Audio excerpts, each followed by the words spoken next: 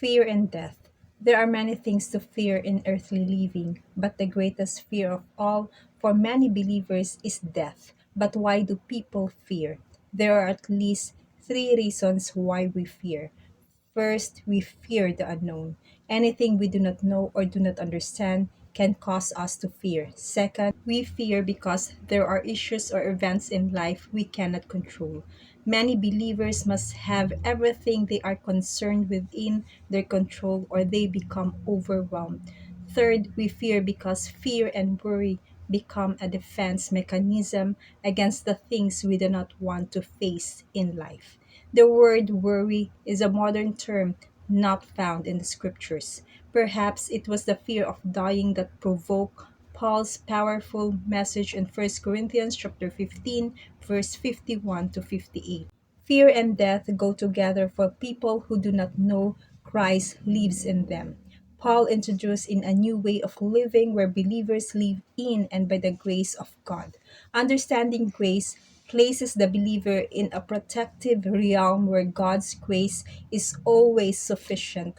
Jesus tells believers to be of good cheer, for he has overcome the world. Second, the scriptures, especially Paul's epistles, give the believer the understanding of how we can and must live with the Christ in us. It is at this point that the believer must rightly divide the scriptures. This is especially so when the law is so prevalent in the verses. An in Christ believer will know that any verse that places the responsibility for life and living back on the believer is to be rightly divided because it does not apply to us.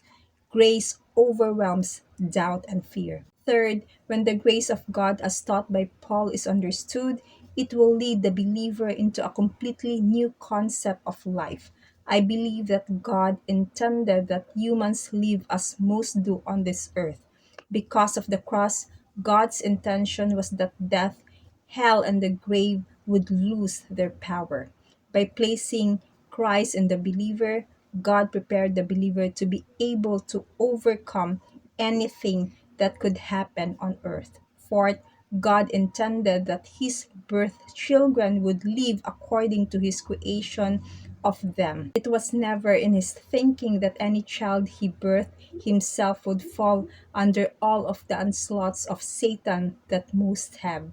We were created in his likeness and image, and when we were rebirthed, we became completed believers ready to live and face anything, even the circumstances and situations in life. Fifth, in the text, 1 Corinthians chapter 15, verse 51 to 58, Paul has done a great thing. He takes the believers out of the kingdom message where the believer had to do everything within himself to live and places the believers in Christ. The believer who knows his in Christ position has the godly protection that is needed for earthly living. Finally, it is not the believer living, it is Christ living as the believer.